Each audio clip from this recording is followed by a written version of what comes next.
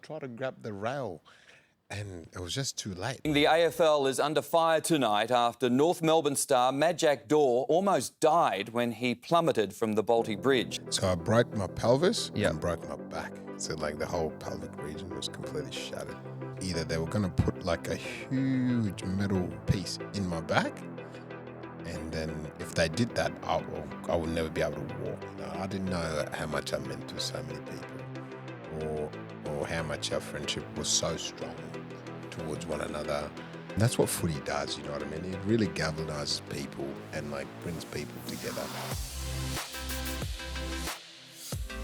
Well, Dos, very few men that have ever graced the AFL stage, I think, has a better body than this man. Mr. Majak Daw. Welcome to the dos&d show. I was not expecting that. G'day, lads. How are we? Well, mate, you were the poster boy for everybody's dream body growing up with us. So the biggest arms in the AFL, mate. Well, the funniest thing about that, when you say that, look, time management was not a great thing early days. So we had a beach punishment session because I rocked up to training late. We jumped off Kerfoot Road Pier in St Kilda, for those people that don't know. And, mate, it was like 5 a.m. in the morning. I was swimming from pylon to pylon. I thought I was going to die. Is this the famous photo you're referring to? Yeah, with the Speedos, yeah. Mm-hmm. I get a phone call the next day. My mum's like, "What are you doing? Why are you in your underwear?" So, anyways, we used to have this international rookie. His name is Eric Wallace. Yeah, and, American, the big beast. Yeah. And I was like, if he's beating him in swimming, I'm struggling. So that's how that photo eventuated. But then also at the same time, what are the chances of a Herald Sun photographer at the beach at that time of the morning? Were you with the team or was it just your No, it was on a your whole own? Beach punishment session. The whole team. Oh, the whole team, yeah. So no wonder why the paparazzi were out. They was there. And anyways, I was so happy to literally walk on those sands. And I think it turned out pretty well for you, mate. So cold. Yeah, how's life for you been after footy, mate? Like finishing your AFL career? Look, it's been quite interesting, yeah. Obviously, like, my identity for such a long time, finished school, year 12, graduated, and the rest is history. So being able to find my identity has been a struggle, and obviously for some of the viewers out there or some of the AFL boys that might get a chance to listen to this and watch this, hey, prepare yourself for life after football. Because it is a different identity. You're not a footballer anymore. You know what I mean? You're part of the society. So for me, like I was telling you guys, I was just doing some landscaping just before. And we used to take the piss out of the boys that do construction. It's like, imagine pushing wheelbarrows all day and digging holes. I'm one of them now. Yeah. Good cash, though. Good cash. Yeah. Well, again, Madge, we can't wait to chat with you. There's many parts of your story, and I think, you're very inspirational to a lot of people. We can't wait to hear more about some of the stuff that you've been very open and talking about publicly. But maybe before we get into it, talk to us a bit about your speaking at the moment. You're going around doing quite a bit of that. Yeah, look, I mean, it's I've been very humbled in the last month and a half. I was living at a place just around the city, and the reality is, once you retire, and you know what I mean, like my mental well-being was not at a place where I thought it would be. So then a reset is not a bad thing. Moved into my mum and dad's place, and literally it is quite graceful when I reflect over the last few weeks or whatever that has been. Just being able to give back to individuals around mental health and all that stuff. And it's also been prevalent at the moment, yeah? I mean, not to mention names, but, the Carlton Football Club, see what they're going through. And I think it is important to be able to share your, you know what I mean, parts of your life that are really unsavory, because I'm pretty sure a lot of people go through some stuff, you know what I mean? whether it's, you know what I mean, relationship issues, financial issues, or whatever it is, right? And if people that have a profile such as I, if they don't share that part of themselves, then like people think that I'm the only one that's going through it. But the reality is, a lot of people go through it. And and it's quite therapeutic. You know what I mean? Like, you know, doing keynote speaking, some leadership stuff. I generally used to tend to shy away from it because I'm like, what? I've played 56 games or something like that. You know what I mean? I'm not. I'm Scott Pendlebury, just you know, equal the game record holders. The little master Boomer Harvey. But like the reality is like if you share those parts of yourself, yeah, and in particular, individuals like, you know, elite athletes, which a lot of kids look up to, they do. So then it really they can connect and they go, oh, he's just like me. He used to come back from a broken home or whatever it is. You know what I mean? And I guess that's what I really want to keep doing going forward. Inspiring people, man, to take change in their life. Good on you, mate. It's it is inspiring, and I'm sure you've had people already, you know, come up to you and share, you know, what an impact your story's had on them. I'm sure they have. Yeah, they have, and it's so the story goes right. I remember one time, yeah, I broke my navicular. I've had so many surgeries over my period, and we just played at Marvel. We just won against St Kilda. I was so tired. I did not really want to speak to anyone. But then anyway, this individual, he came down from Brisbane with his son, yeah, and obviously they recognised me, and he comes up to me. He's like, Majak, can we please get a photo? Can I get a photo with? Can my son get a photo with you? And like, you know what I mean? The devil, whatever, on the other shoulder. It's like I just wanted to go upstairs to you know, to just relax and whatever. But then, I don't know, man. I just said to him, look, it costs nothing to be nice, yeah? It costs you zero, doesn't it? I got a photo with his son. And then years and years later, I saw them at Marvel Stadium at the Kangas game. They came back down again. And his son is like, probably like, what, 15 now. And he's like, do you remember that day we got a photo? I couldn't remember who they were. No. So anyways, Holland was like, yeah, no worries. And it's like, 2-on-2 tandem, yeah? And I was like, oh, yeah. Yeah, I remember you guys from back in the days. And like, I guess the kindness and the kind words he used again. And he's like, mate, I've met some players in the past and they have not been graceful like that. And for me, like post-retirement, I'm just like, damn, is it still like that? So, anyways, give it up to him. And I'm sure if they see it, they see it, hopefully. Yeah. Well, I mean, probably, I mean, I know it's pretty early in the podcast, but maybe we'll get into your story a little bit just for those that actually aren't aware. We'd love to probably hear, I mean, we'll come back to footy. We want to hear about footy. I'm really interested to hear how you even came to Australia and, you know, never even hearing of our game and then playing it at the highest level. But maybe starting, you know, around that time, I mean, and what we're probably talking about here is some of your struggles with mental health and what you went through. If you're open to sharing, we'd love to hear it. Oh, of course, man. I'm an open book, right? Born in Sudan, in Khartoum. 1991, 35 years old now. Pretty old. But yeah, look, man, you know what I mean? Like life back in Sudan, right? So my mum and dad, right? They were born in South Sudan. And when the war broke out, the civil war between North Sudan and South Sudan, they walked, they walked from South Sudan to Sudan, and it's a long journey, right? And then eventually, so my dad got pulled. He's the first educated individual out of his whole family. He's one of 13 or something like that.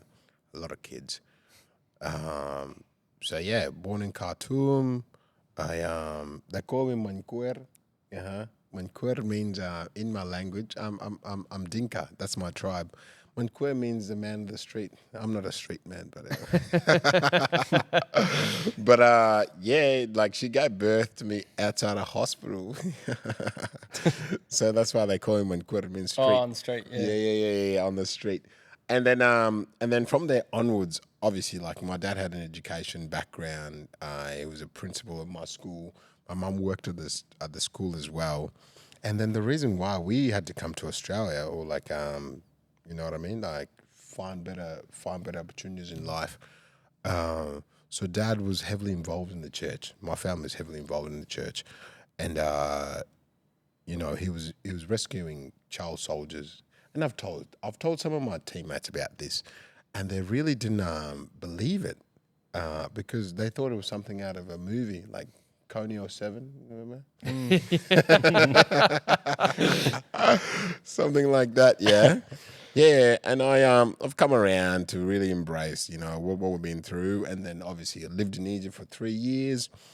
We're trying to obtain a migrant visa, and you know, give it up to this guy, man. Like literally, man. Like it's just like you meet some great people in life.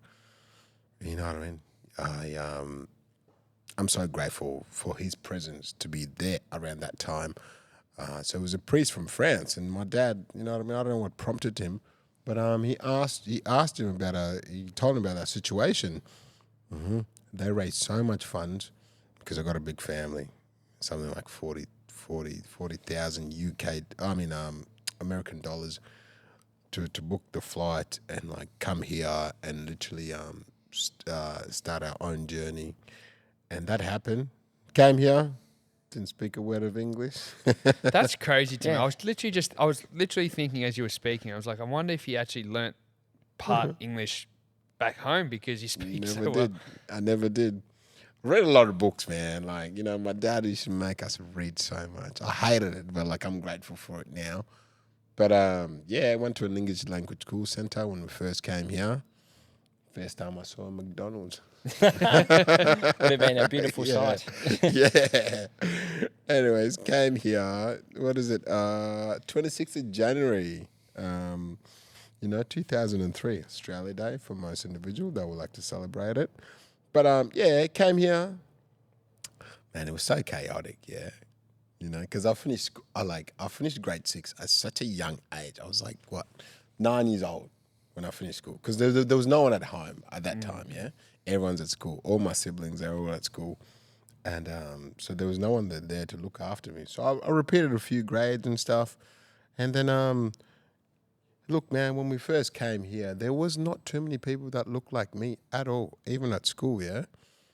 So I'd be there with my brother all the time. And then that's how footy came along, really. That's how it came along. You know what I mean? What's your first memory, footy-wise? Markers up. Yeah. Were you a tall kid? Not really. I was just in the middle. Yeah. Okay. I was just in the middle. I had a spurt around year 9 onwards. Year 9, year 10. That's when I grew. Really? And then I could finally wrestle my older brother. Yeah. I could beat him. So that was pretty interesting. And then the most interesting part, it was really convincing my parents to allow me to play footy. And they're just like, are you crazy? And I was like, I want to play footy. Yeah. All of a sudden, I've got new friends. You know what I mean? I don't look too different to too many people, and that's what footy does. You know what I mean? It really galvanizes people and like brings people together. And my mum and dad, you know what I mean? Like it's like, your accent is changing. Yeah.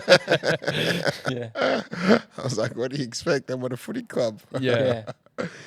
But then, obviously, yeah, get drafted to the Kangas. I'm so grateful for North Melbourne. It's been an unbelievable kind of journey, to be honest. Yeah. Because when I first came there, I guess there's this facility. It's called the Huddle, and it's essentially it is designed for the area of North Melbourne, Flemington, Oscar Vale, stuff like that. Homework club. It's got nothing to do with footy, and it's amazing. You know what Eugene Rocca, you know, at the time, Andrew Demetrio, individuals like Sonia Hood, you know what they've been able to do for that facility. You know, it's just like, you know,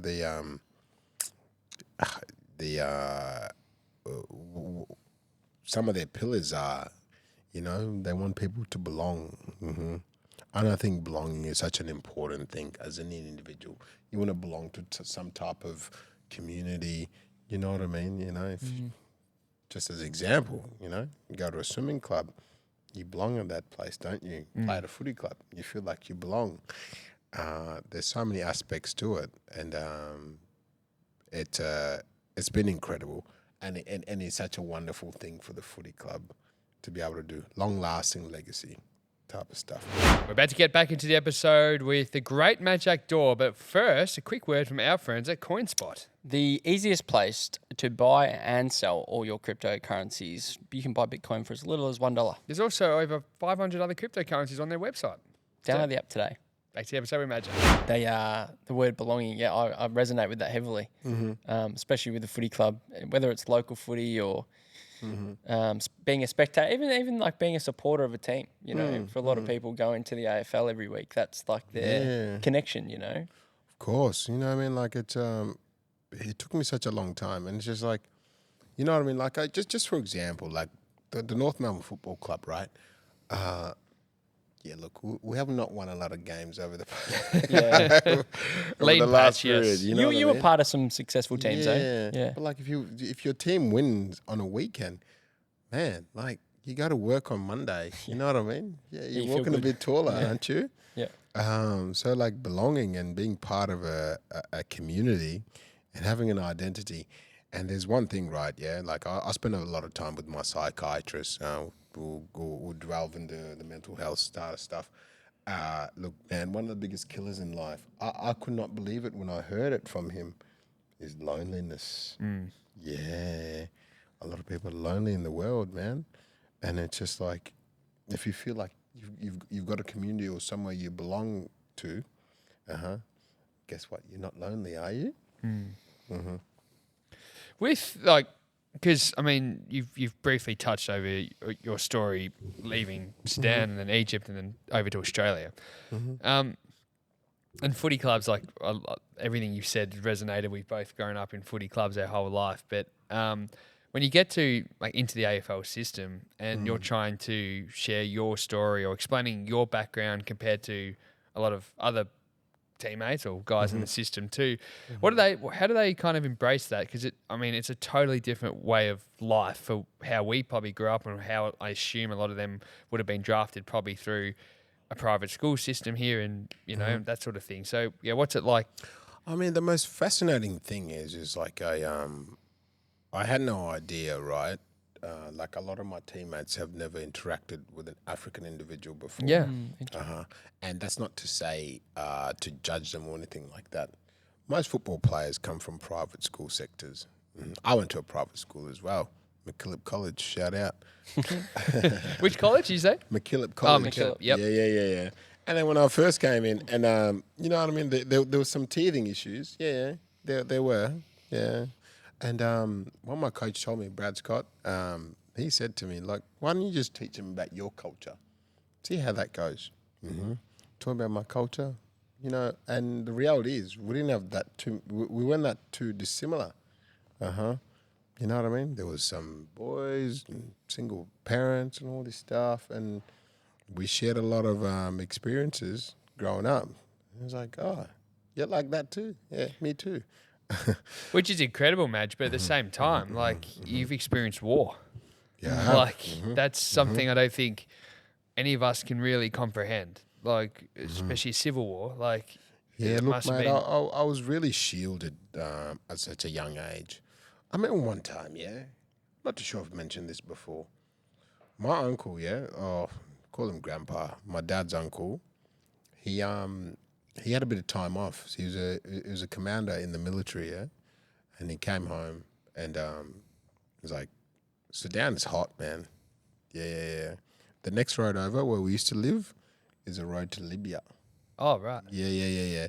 And it was a hot night, man. Like, I'm just obviously like, there's no electricity or anything like that. It's like oil lamps and stuff like that. And then in the middle of the night, we were just literally sleeping in the backyard. Yeah, everyone's bed's there in the backyard because it was too hot. And literally an hour later, we hear. I could not know. It's something you have to experience for the first time. Yeah, missiles. From the Red Sea. This is when Osama bin Laden was operating in Sudan with the terrorists. Oh my God, man! It was that loud. You can see it in the middle of the night. It's insane. Yeah, it's How old crazy. are you? I was probably been like maybe 7 or something. It's insane. I was sitting there. I was like, Can you comprehend what's going on? Or not really? Yeah. No. I told they obviously, like, you know what I mean. They turn on the BBC radio, and then obviously it confirmed it. Yeah, missiles going through the night, bombing the site where Osama bin Laden was operating with their Al Qaeda. And I go to my grandpa, what the hell is going on? He's like, the next morning he had to go. You know what I mean? Go back. It was only there for like 2 days. He had to go and, like, you know what I mean, command the army or whatever. So I guess with war and stuff, it's quite prevalent, isn't it, at the moment? And man, you just got to be grateful, don't you? Well, we like you say, it's prevalent, which it is, but you know, none of us, thankfully, never have to actually experience it. You know, yes, it's going on, but it's contained in a small area, and you're like, as a child, like it's something like, that's why I asked about their understanding or your teammates' understanding, because it's something that you can share these stories, and we can sit here and go, like, wow, like, it's incredible. Well, I think that's how you make change, really. Like, if you share some parts of your life, like, I mean, me for an example, I mean, like, look, man, Australia's been a great country to me. It has been, you know. I literally cannot complain. I got roof over my head, clean drinking water, food in the fridge. You know, just basic necessities where a lot of people in the world don't even have that. And it's like the reminder for anyone else out there, when you listen to this podcast, hey, look, you know what I mean? Like, if you feel something for yourself, you know, just remind yourself what you've got here, legitimately. It sounds like since you've been through, you know, the darkest times that you went through, you finished your footy career, and you mentioned the word humbling earlier. I know you definitely would have, you know, expressed gratitude throughout your whole footy career, but you're also, I'm sure, it's easy to get sucked into the fame and the notoriety and, you know, not getting everything. You live a cool lifestyle as an AFL player. Does that gratitude come after the humbleness, do you think? Or did you have that throughout your whole career as well? Well, it's interesting you asked that. Like the basics. When you say the food in the fridge, I'm like, that is like something that, you know, you don't hear many AFL players say. Like, yeah. Well, this is like, you know what I mean? Like, because experiencing it myself firsthand, and then I, like, obviously my son Hendrix, I look at him, man, this guy loves toys, eh? yeah. He gets so many presents and stuff like that.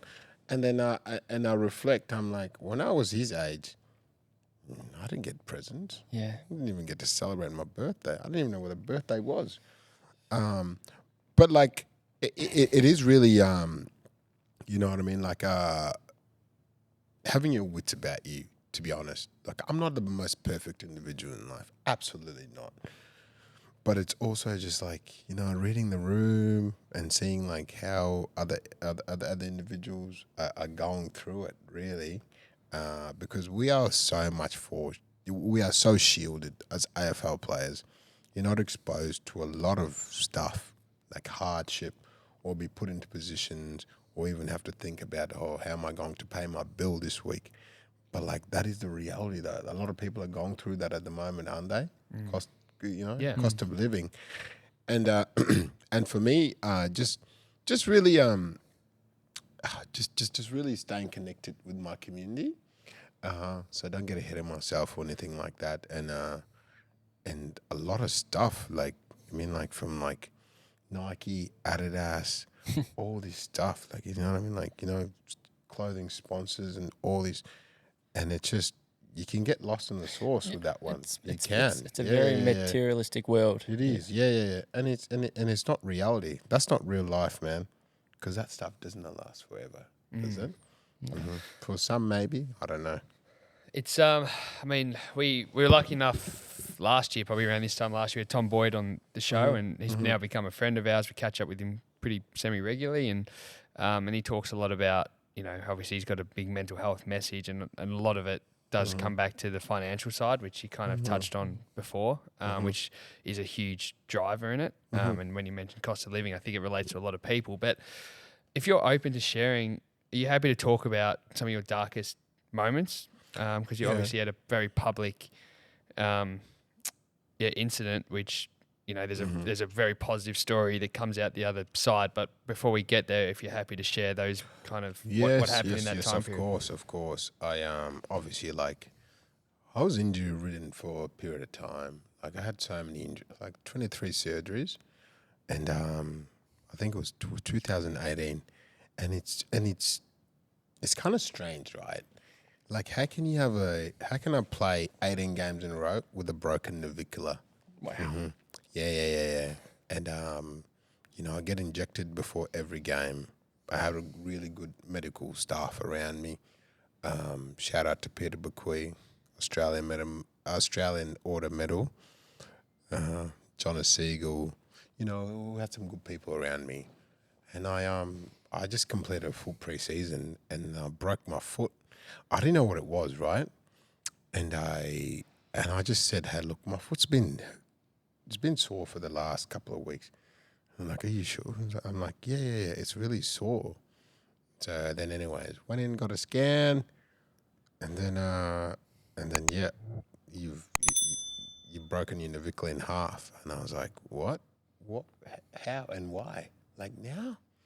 And it's like I finally got the opportunity to be able to play.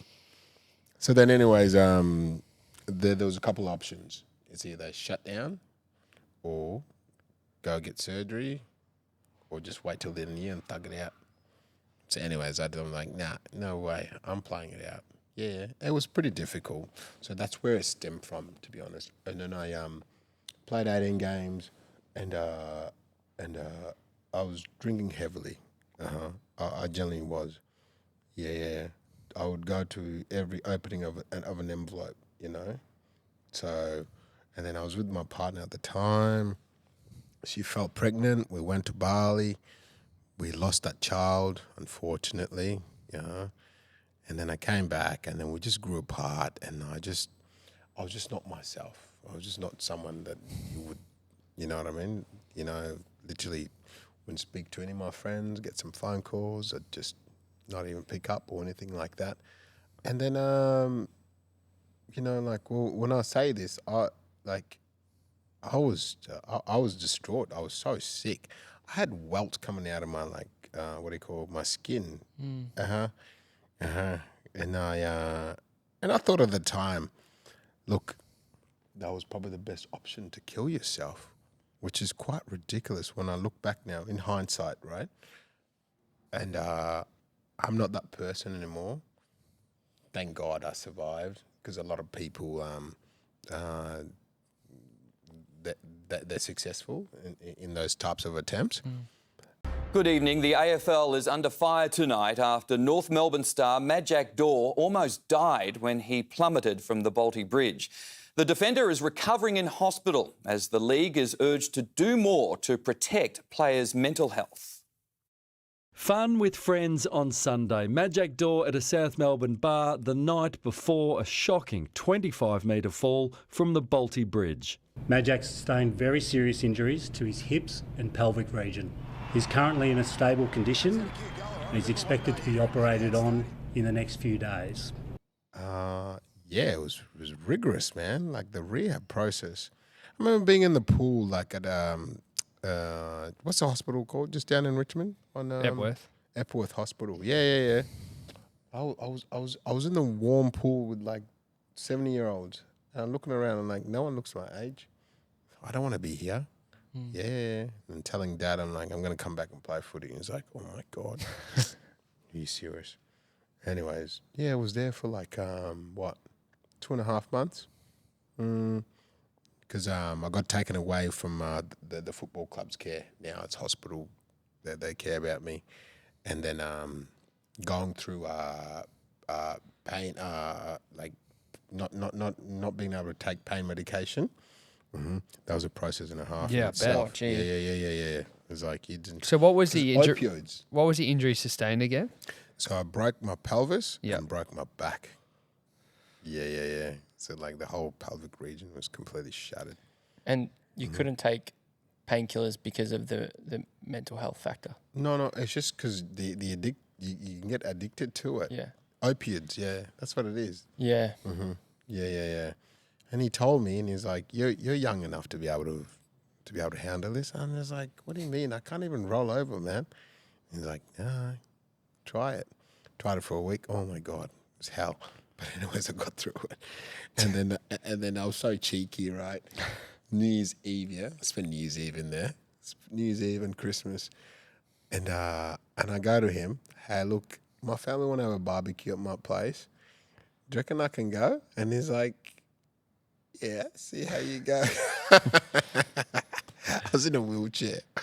I go there. I didn't even last half an hour. I was like, "Let's go." Yeah. Yeah. Can I ask a question, Majak? I don't. Again, if it's if you can say obviously no to any of this, and I'm interested just to hear. Obviously, you went through a pretty public attempt, and there's a whole lot of stuff that would have come with that. Yeah. But, and I don't know if you remember, but do you remember after understanding you've survived, right? Thank God you did. Yes. Are you in a place of gratitude, or are you in a place of like how do you feel when you kind of you've now been rescued? You're now Yeah. is it yeah? I'm interested to know. So, anyways, when I jumped off the bridge, yeah, I think I was like maybe like 40 meters deep, man. Oh. Yeah, 40? 40, yeah. I started like, because it was so far, man. Like drinking, like pretty much Swallowing swallowing water, yeah. And I was like, nah, no way. I want to live. I regret it straight away. So the second you knew you Yeah. because you hear that Yeah, you hear 'cause that a I tried lot. to jump. I tried to grab the rail, and it was just too late. And I was like, Oh my gosh! you know what I mean? Jeez. Plunge. And anyways, I was wearing these Asics, yeah, Asics runners, and I was asking like my partner at the time or some of my friends. I'm like, where's my shoes? And it's like, did you forget they're stuck in the bottom of the mud in the Yarra River? Yeah, Is it broken? Yeah. How do you get rescued in that? Like Because obviously they've got cameras and and they've got cameras and stuff. They came and plucked me out. I literally just made it to the shore, and then I could not remember after that. You know what I mean? Literally, my hips were clamped for like literally a week. Clamped it just to keep it together, and then these titanium rods. We had to wait for like 3 days to get sent from Israel. And then so then I've got huge titanium rods on my hips, 2 of them, and like the biggest thing why I always mention gratitude, because they had a decision to make. Yeah, is either they were gonna put like a huge metal piece in my back, and then if they did that, I would never be able to walk. You know what I mean? My gait would be like obviously.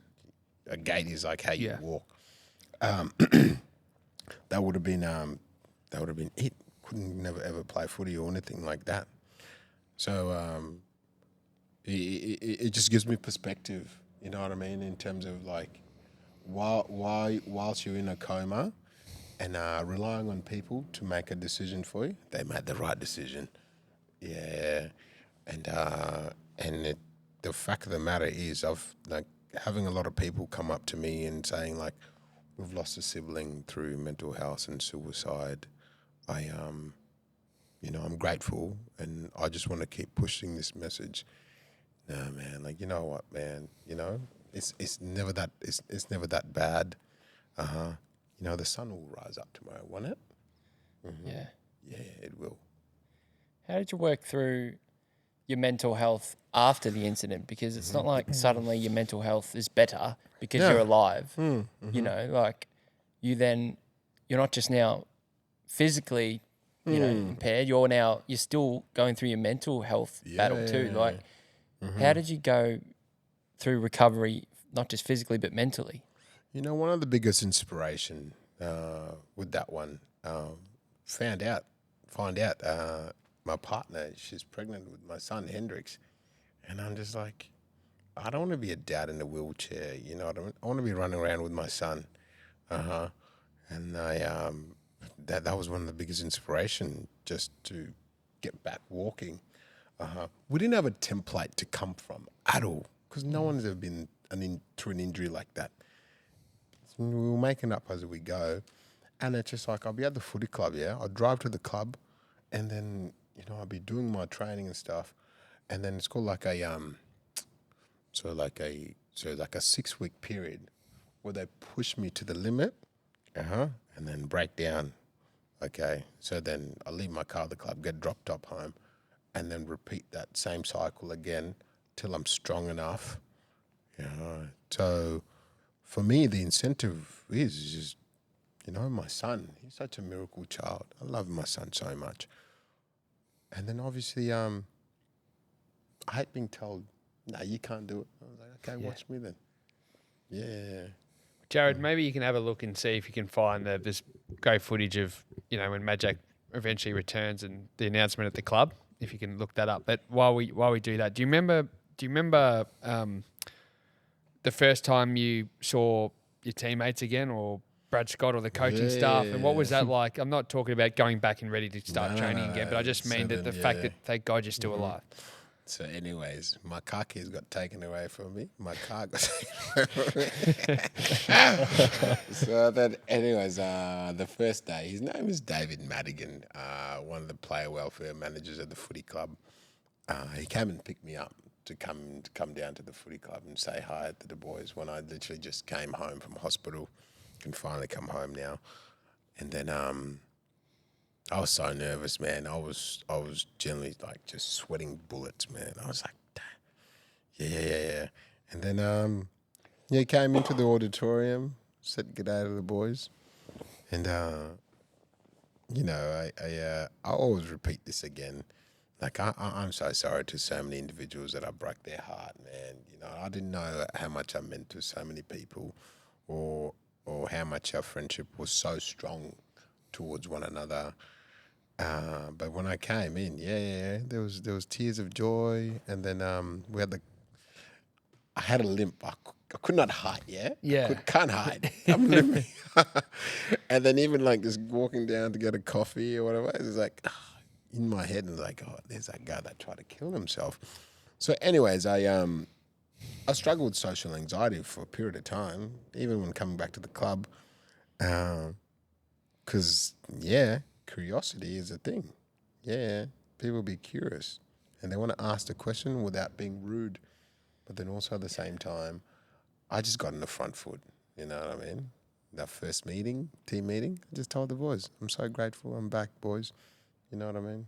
Yeah, got a long rehab ahead of me, but I'm here. Thank you guys for all your support. I love you, boys. Yeah. And that is in the blow a bit, I reckon. Mm-hmm. It's just like, you know what I mean? There was no room to run away from uncomfortable conversations. It is what it is, I think we've got some footage here, which would be good to see. What do we got here? But we've all been a part of the journey. It's been 706 days since he's played AFL football. We've seen his journey. We've seen how much work he's done to get back to this point. It's been an incredible journey.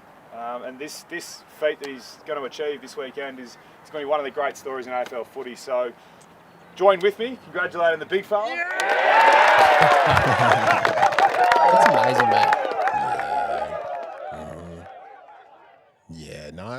amazing. You know what I mean? Jack Zeeble is one of the most incredible individuals, one of the great leaders. Him and Andrew Swallow alike. And throughout the whole time, you know, I was thinking like, I'm ready to play. I'm ready to come back. When's my opportunity going to come? When is it coming? So anyway, you know, a bit dirty at the footy club. They made me wait for so long. Yeah, we've got a mark of the year winner over here. Yeah. Can you tell us a bit about maybe, you know, some of your favourite memories, you know, throughout your time at North, you know, especially that debut. That's something that, you know, that first disposal goal, everyone talks about that. I mean, you can't make that up, really. What is 70 yards tickets or something like that? And like the you know, like I knew I was Here it pretty is, Here man. it Let's is, have a Madge. look. Let's have a look. Yeah, You know, okay, we let's know have you a like look. to watch it. Daniel Wells, look at him. Wellsy. And Majak Daw, the Here he target, comes. the first inside 50. Bang! Oh, baby! No way! Who did you mark it over, Madge? Who knows? Saucy. Big Oh, saucy. Good play to mark Trying to kill over. me, hey? First Whole up, time. Majak Daw. Long Do you ball remember this at coming all? Or in. is it a blur? Look, I had to watch it back to Yeah. Michael Voss coaching in Brisbane. Yeah, It's unusual. Another topical. She's not allowed to be excited, but it's hard not to be. What a magic moment. Is that Jedad Colt? 68 would tickets be. he asked That's for. it. Friends and family here. He knows how big a moment this is for him. First game, first shot at goal. And let's hope the first of many. And here they Just come, Madge, Jared. like just chatting to you off air. You're talking about You're talking about all these things in footy history, right? Way before you even came to the country, way before you were speaking English, which is crazy. But are you like, and you kick the ball so purely? Is that because you know you like a lot of people say that sometimes the international players are taught properly how to play rather than us that grow up with footies in our hands and we kind of self-teach and blah blah blah. So his name is John Lamont. I remember when I first came to the footy club, right? And it's called Coates League now. Western Jets, Like TSC I Cup. look, mate, like I even when I went to MacKillop College, you know what I mean? Madge, don't kick the ball, just handball. Oh right. Yeah. So I was on the sideline for like maybe a month, like just getting my skills up and going when I came to the Kangas. I spent so much time with John Lamont, you know what I mean? He's a good confidant of mine as well. But like in the end, I was just like, you know what? Who says ruckmans you know they can't kick? You know? Yeah. So Depends I which really- ruckman. Yeah, ruckmans. Yeah, it's always that. So I really just I just honed down on my craft, and you know what I mean, like you know, being able to identify like what a deft kick is. You know what I mean? Because you can kick long down the line, or you can just you know what I mean, swing around the corner. I remember what Scotty was telling me. He's like, "Why are you trying to kick around the corner? You're big enough. You're powerful enough to be able to kick through the ball." So then, I just hand down on my skills, stuff like that. But there's one thing I learned really early on, and it was like, look, I'm not going to be like a Matt Suckling or anyone like that kicks the ball really well. Yeah, my strength is my marking ability.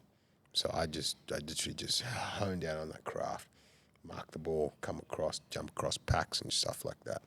That you know what I mean? It's you only got 10,000. Was it 10,000 hours? Yeah.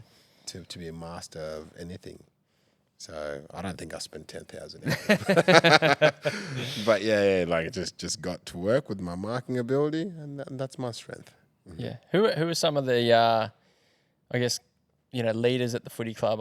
I don't know. My first thought came to Drew Petrie being, you know, the forward. You know, is he someone that you know helped you develop as a key forward too? Yeah, Big Peach, Drew Petrie. Shout out to him and Brent Harvey, Andrew Swallow, Daniel Wells, Lindsay Thomas, guys like Luke McDonald, Taylor Garner, you know, even Cam Zerha, Todd Goldstein. Should we just get the list up? I could keep going. They were a good team. But like, you know what I mean? Like, in particular, Drew Petrie, man, like he... The way they you know guided me early days and everything was unbelievable because I was you know like just coming to a footy club and having a complexion that looks like me, you know, it's they took me under their wing, and I learned so much. I didn't even know how to snap from the boundary. Boomer taught me how to snap. It's a pretty good. It's a pretty good teacher. Someone to learn from. But yeah, there was a lot of individuals, and even like she's a CEO of the football club, Sonia Hood. She's amazing, mate. Like, you know, like she's North Melbourne royalty, and look, I used to go to a lot of appearances, like, you know what I mean, like for the footy club and stuff. And she'd drive me and she'd come with me because I was just so young. I didn't quite get it because I needed someone to be there with me, not to be taken advantage of. And then when the time's done, get out. Yeah. Yeah. So she's been amazing. Yeah. Do you like? There's so many great now African players in the league and that have come through. Do you ever see a day or a world where Australian rules football is actually played over in Overseas? Africa? Yeah, like overseas, and particularly in Africa to develop players, or is there like, because your story is incredible. You come over and you fall in love with the game, and you know it's probably easier to do here. You said it's a place of belonging and fitting in, and now getting Australian culture, but to introduce the game overseas, is that like I assume there'd be more challenging. Look, man, it's not that it being a challenge. I reckon that's something that's maybe the AFL can invest in, because you know Shifter, Kevin Sheehan. Yeah. He's a strong believer in saying, you know, maybe I'm not too sure what the time period is, but like a South Sudanese or an all African team, if they ever played like to say the Vicks or something like that, they would generally snack on them. And I'm just like, shift up, come on, mate.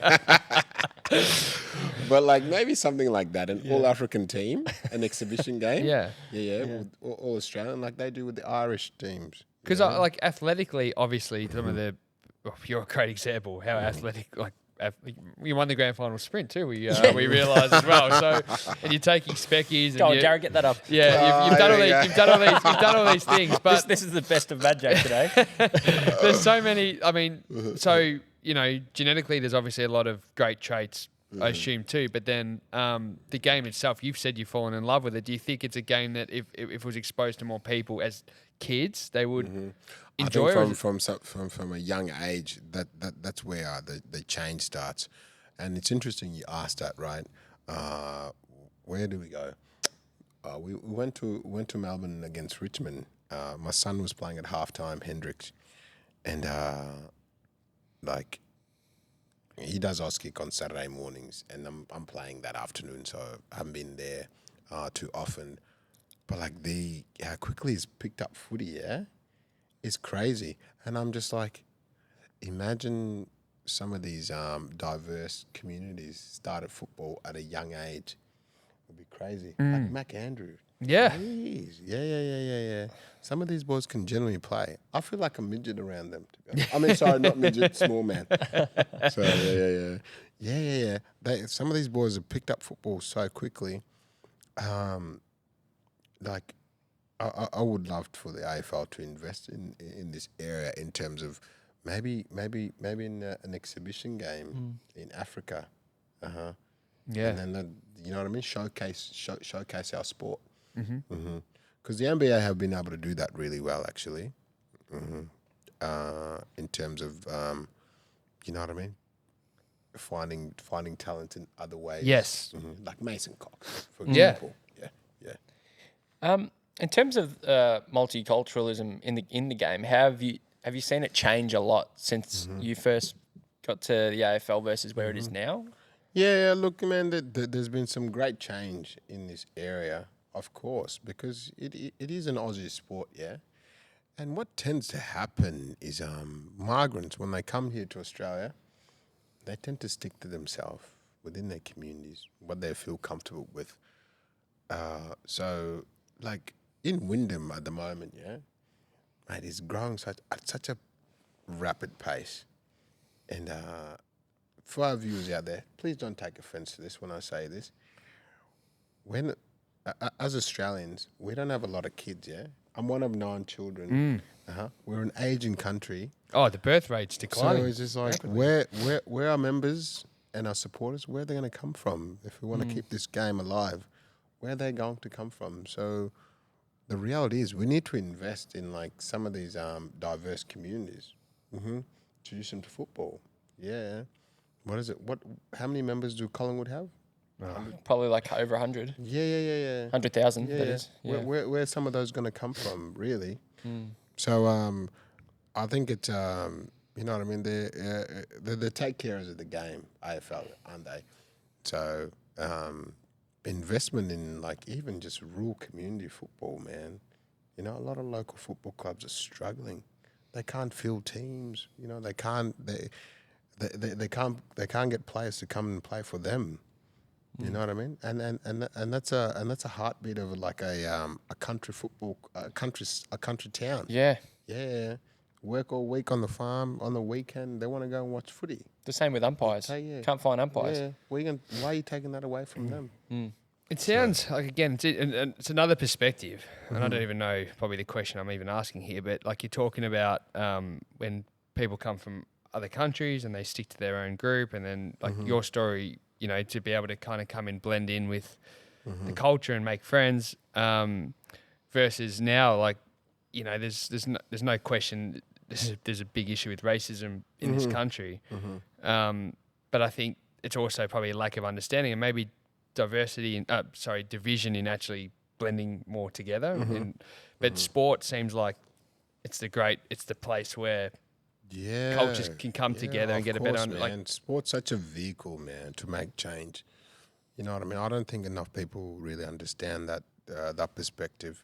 Like, sport is such a vehicle, you know, like it's, you know, parents will come and meet other parents, other kids will make friends from a local sports club, basketball, whatever it is, tennis, who cares? But it is a vehicle where people can generally like, you know, start a conversation between one another. And the funniest part about it is, so Hendrix was at Auskick last weekend, right? He's talking to one of his mates, whatever, they just met. And he's like, he goes, hey, you know I'm from South Sudan in Australia? And the kid goes, where's South Sudan? Anyways, like, they're the best is they're talking, and my ex-partner and the kid's mum, like, you know, they had a play date the other day, and I'm just like, if it was not for sport, that would not occur. Yeah. Do you know what I mean? So yeah, sport's so strong, and it's really imperative that got to keep investing, like the government or AFL or even NRL, whoever it is.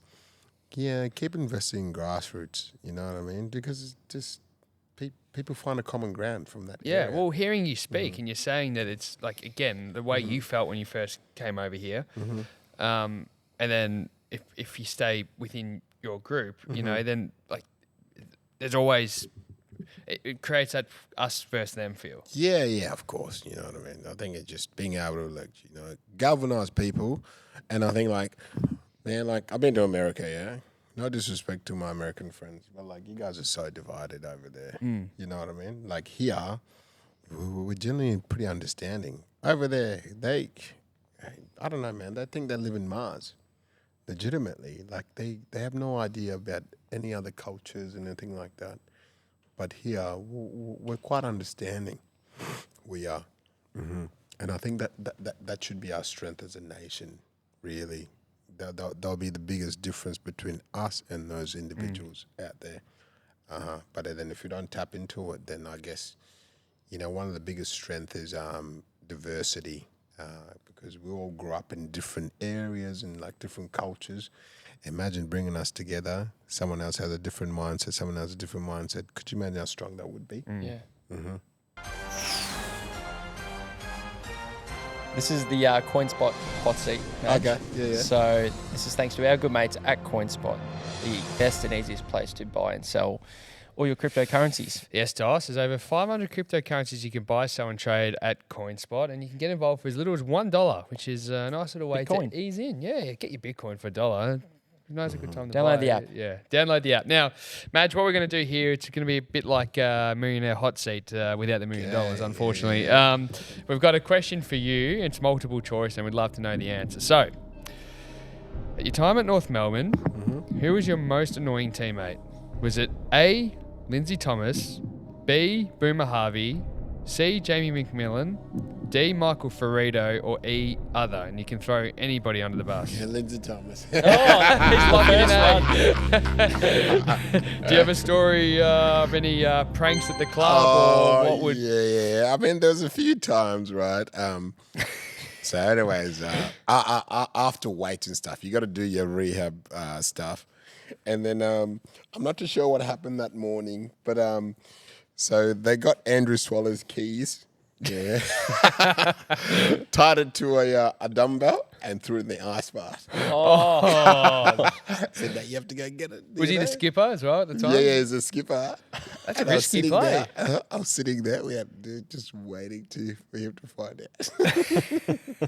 Were the boys pretty cheeky around that era, or did you know what was it like in the locker room? Oh man, like From a- there's one thing I miss a lot is the locker room banter. Oh, yeah. Yeah, the locker room banter, and the boys would wind me up. Yeah, it'd be at the end of the day they're winding me up. Luke McDonald, Nick Barkey, and Cam Zerha, Taylor Garner. They'd be winding me up. You know what I mean? And as soon as I get going, fuck, you can't stop me. I mean, didn't mean to swear. It's Sorry about okay, the mate. No profanity. stress. Yeah, they wind me up, and as soon as I get going, God, I'm trying to get home. It's like 6 o'clock. Yeah, let's go. We need to get home. Just there, yeah. Did Kangalotto still exist when you were there? Have you heard about Kangalotto? Yeah, I heard about Kangalotto. Yeah, the Kangalotto was still around, but then obviously, as time changes, you know what I mean. Yeah. You never had to shave your head or do anything. Ben Brown. Oh, Ben Brown. He got the Kangalotto for a head shave. oh no. Shosh or Bob, yeah. Yeah. He didn't shave it. No. So how much you would have had to pay up? No, what's that ship called? The one that goes to Tassie? Oh, Spirit of Spirit Tassie. Yeah. They paid for his head shave fine. Spirit of Tassie did. Yeah. He didn't shave his How did hair. he manage that? Were they a sponsor of the club? I mean, I guess it Tassie, is his identity. Well, and he's from there. Yeah. Might have been It is his identity. Might have been his Ben Brown with a superpower. Yeah, big afro. he can't get rid of that. Yeah. Shave that, he So might they have paid for it. The ability. boys were dirty. Oh, and just quickly before we wrap up, we'll bring out your gifts very shortly. But one of my favourite YouTube, I had to bring this up with you, Oh, Majak, yes. I forgot about this. because I was obsessed with this. I've watched it far too many times for a non-North Melbourne fan. But man versus Majak. Oh, I knew this is coming up. Maybe Jared, you could get one piece up. But mate, one of the just maybe for anyone that's unaware. So who was the guy that you did it with? Was it? He's one of the media managers. His name is Rob. And His Heath concept. O'Loughlin, stitch him up. Whose idea was it? It was Heath's idea. Oh, right. Yeah, because I just had knee surgery. I just had my PCL reconstructed, and then just like, yeah, oh my God, this guy he's not athletic as all. So is this a day? This was a pre-season day. Yeah, and you were yeah, doing yeah. rehab. For the whole week. How old are you there, Madge? You look very I young. reckon it might have been like 23 or something like that. And they followed you around for a whole day to take you inside. A couple What- of days, yeah. And mate, what you're doing in this, like, it's a fairly long series. Like, That's what it looks like a day in rehab. yeah, which is great. Pretty insight. brutal as well. Yeah. Oh my God. I'd come home, you know what I mean? And sorry to my ex, you know what I mean? Like a nice summer's day, you'd be at training all day. And she's like, let's go to the beach. I'm just like, I don't even know if I want to sit down on the couch. I don't know if I want to eat. Yeah. It's just so hot. You know, she didn't get it. But anyways, like all day like that. How long did you think Rob would last with you? How long do you think before you'd break him? We just had to let him go after the swimming session. He looked like he'd been Yeah. like he was. Imagine how sore he would have been. Yeah, all my days. He's like, you know what? My missus got me a 6-pack of beer and a pizza tonight. So Can't wait for that picture. We recommend go watch Man vs. Speaking of Majak. pizza. Yeah. Well, that might be a good time to bring it out, Dos. Yeah, So speaking of pizza, let's bring out Freddie's Pizza Yes, first, Dos. Jared. So Tell me Freddie's about it. Pizza is a very well-known establishment in Windsor, Melbourne? Oh, just Windsor. on Chapel Street, Madge. So think wood-fired pizza, really Oh, is it like that? good Yeah. pasta, good wine, good real nice family feel as well. Nice Italian place. Good eh? Italian, good authentic Italian Freddy's. And they're going to be sending you and your family there just on behalf of them. Okay. So whenever you want to go and have a meal with the family, Yeah. they'll take care of it. So, No worries. we'll Thank you, Freddy's. yeah, Incredible. There's a nice There's a pizza in there for for you to take Hendrix home. for later on. It might be vacuum sealed to keep Yeah, it. that's to all keep right, the, that's all right. but, Thank you, Freddy's. No worries. Next, we've got now these are actually from the owners of Freddy's. They then came along and brought out Tommy's, which is a okay. beautiful spritz, and Yeah, they're there we doing go. great things. About to take on America. You've got a 4-pack there to try, mate. There's limoncello. There's raspberry, mandarin. Very refreshing. Very refreshing, and all the dos&d audience, if you want to check out Tommy's, and you can either get it on tap at Freddy's, but if you want to check it out, Give it up to Tommy's. you can at your local bottle shop, Love or you that. can get Good 15% off if you use the code dos&d15 on their website. We'll put the link up. Next, we've got Milkman. Oh, man, this is my favourite, Milkman. really? This is Okay, what do we got here? This is For- the men's grooming pack. For a very good-looking right. man that Yeah, takes yeah. care of himself like Majak, I think Yeah. he's going to appreciate. So they're the sending you Milkman. home with a little toiletry bag filled with natural deodorant, no nasties, some aftershave, There which you you've go. got in your hand Yeah, there, beautiful. and I think a bit of texture powder for the hair as well. So no, I got plenty here. yeah, you don't need it. You don't need it. But for those who want some of these amazing Milkman products, head to milkmanaustralia.com. Use the code shout out to dos&d, Milkman, eh? 20% off. 20% off. Make the most of that code. And finally, Madge, do you ever have a hit of golf? Oh, look, I'm not Tiger Woods by any stretch. Neither are we. Well, no, I But- wasn't expecting you to be yeah, Tiger yeah. Woods, but what we'll do, mate, is at the very least, we'll give you some accessories and you'll look quite good on the course, thank you, mate. Our friends at Golf Clearance Outlet are sending you home with a bunch of golf goodie bags in there, some balls, a hat, a towel, some other goodies in there, socks as well. Yeah, there you go. Some nice, balls. beautiful balls. Try, eh? Yeah. try not lose them. No, try yeah. make Don't be them stuck on the fairway. do I? beautiful, mate. Straight down the ferry, never lose it. Yeah. Golfclearanceoutlet.com.au is the #1 place to shop for all the best bargains in the golfing world, biggest brands, lowest prices, and of course, Dos, you can check them out in their 9 stores. I know, how good's that? Well, Madge, thank you so much, mate. This has been a pleasure to have you in, and we're so grateful for how open, honest you are, and just well done on the message you're spreading, and it was really special to hear. And look, for our viewers out there, you know what I mean? These guys, can you believe it? You know what I mean? they what you guys produce is actually is quite enjoyable, and we finally got to do it. Yes. We finally got We to finally do got it. to do it. I Yeah. know. How good's that? Yeah. You know, I mean, tune in, subscribe. Do all that. Thanks. Thank you. Let's go have a Be hit of like golf. Madge, yeah. Let's go for it. Thanks, Majak. All right. Thank you for tuning in to the dos&d show. We love your support. We appreciate you being here. Hope you enjoyed it. But we need to say thank you to Golf Clearance Outlet. Yes, we do. Now, Dos, you've been playing a bit of golf lately, I and have. you guys would have seen us at the chipping challenge. Actually, roll that footage quickly. Just show a little bit of us chipping. There you go. Well, that's nice. Yeah, that's nice. I hope it's something good because I can't see anything right now, but I'm sure it'll be nice. I have been playing a little bit of golf. Yes. It's nice when you get invited to a couple of golf days Yes. because But the lunches are free. lunches are free. It's a day off work, or not really, but We're networking. it's always great networking. But I'm learning. Yes. I'm learning to play golf, but I still want to look the part. I still want to fit within my budget as well when I'm buying some of these new golf gear or equipment, apparel, and I went straight to GCO because they stock the biggest brands at the lowest prices. That's a key point. I'm going to say it again. The biggest brands at the lowest prices. Just let that sink in. So if you're like Dos and you're kind of starting to get into it, or if you're a bit like me and you can hit a ball or two, Excuse and you me? do you want to upgrade your driver at a bargain price with all the biggest brands, GCO is the place to go. Now, there are 9 stores, as Dos mentioned, or you can shop online, golfclearanceoutlet.com.au. Find yourself a bargain today. Now, we're about halfway through now the Golf Clearance Outlet Shipping Challenge. Paul Connors is the clubhouse leader. Looking at the guests that are coming up for the rest of the year, do you see him getting overtaken just for a little bit of fun? No, not really. I think I think he's got a winning score. well, they call him Jake. I think Jake is actually going to be sitting at the top. There's been a couple of little jabs at him because or there's no surprise that he's at the top because he's a player agent and that's what they do best, play golf with their clients. So stay tuned. I don't know. We'll wait and see. We'll wait and see. But guys, check out Golf Clearance Outlet, and thank you to those wonderful guys and the team there for helping us out.